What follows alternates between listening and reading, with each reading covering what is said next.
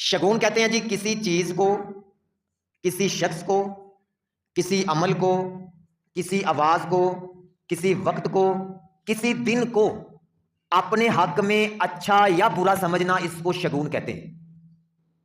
اگر اچھا سمجھیں گے تو کہیں گے اچھا شگون ہے، اگر برا سمجھیں گے تو کہیں گے برا شگون ہے۔ میں اس کی مثال دیتا ہوں تاکہ بات واضح سمجھ آ جائے۔ کوئی بندہ صبح نکلا جی گھر سے کام کے لیے، راستے میں کوئی سیاہ رنگ کا بندہ، اس پہ اس کی نظر پڑ گئی۔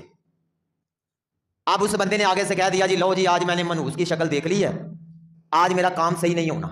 یہ ہے بد شگونی، اس کو کہتے ہیں بد شگونی۔ یہ بد شگونی لے لی۔ اب دیکھیں نا، یہ چہرے کس نے بنائے ہیں، رنگ کس نے بنائے ہیں؟ اگر کسی کی ایک آنکھ نہیں ہے، ایک ہے، تو کس نے بنایا اس کو؟ اگر کسی کی ایک ٹانگ نہیں ہے تو کس نے بنایا؟ اگر کوئی لنگڑا کے چل رہا ہے تو کس نے بنایا ہے؟ اللہ نے بنایا ہے نا، بندے کا تو قصور نہیں ہے اس کے اندر۔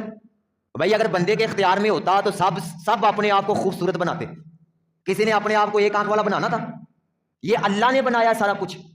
اور پھر اگر بندہ یہ منحوس کہہ رہا ہے تو ذرا سوچیں وہ بات کس کی طرف جا رہی ہے، غور و فکر کرے کہ وہ حقیقتاً تو اس بندے کو منحوس کہہ رہا ہے سامنے، لیکن اس کو بنانے والا کون ہے؟ اللہ ہے، اس کو پیدا کرنے والا اللہ ہے۔ تو ذرا غور و فکر کریں پھر یہ بات کس طرف جاتی ہے۔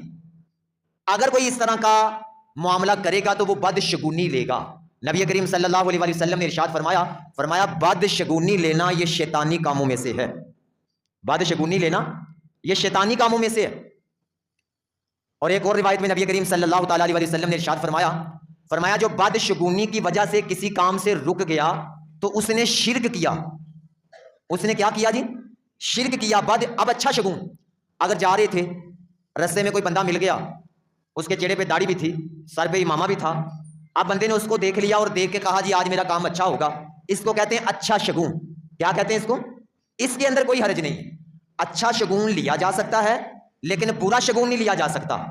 یاد رکھ لیں بندوں کو بھی اللہ نے بنایا ہے، مہینے بھی اللہ کے بنائے ہوئے ہیں، دن بھی اللہ کے بنائے ہوئے ہیں۔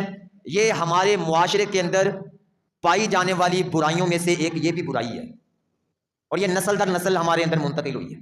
ابھی بھی لوگ اسی ذہن کے اوپر پکے ہوئے پڑے ہیں۔